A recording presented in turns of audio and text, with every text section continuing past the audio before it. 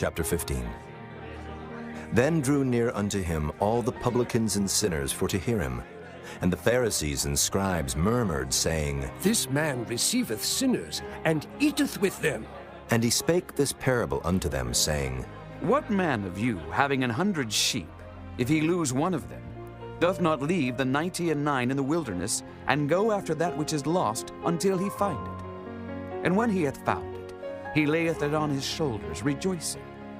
And when he cometh home, he calleth together his friends and neighbors, saying unto them, Rejoice with me, for I have found my sheep which was lost.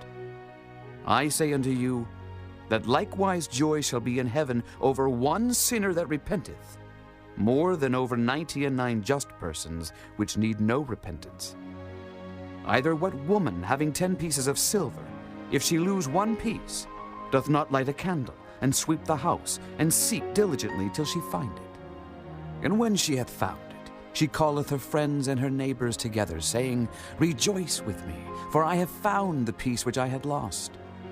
Likewise I say unto you, there is joy in the presence of the angels of God over one sinner that repenteth. And he said, A certain man had 2 sons, and the younger of them said to his father, Father, give me the portion of goods that falleth to me. And he divided unto them his living. And not many days after the younger son gathered all together, and took his journey into a far country, and there wasted his substance with riotous living. And when he had spent all, there arose a mighty famine in that land, and he began to be in want. And he went and joined himself to a citizen of that country, and he sent him into his fields to feed swine.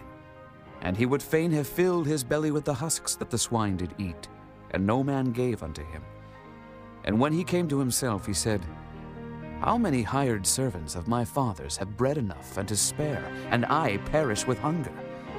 I will arise and go to my father, and will say unto him, Father, I have sinned against heaven and before thee, and am no more worthy to be called thy son.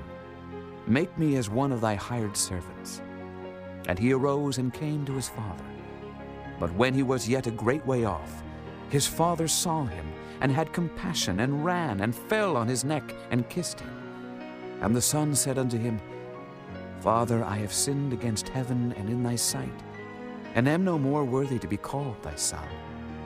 But the father said to his servants, Bring forth the best robe, and put it on him, and put a ring on his hand, and shoes on his feet, and bring hither the fatted calf, and kill it, and let us eat and be merry.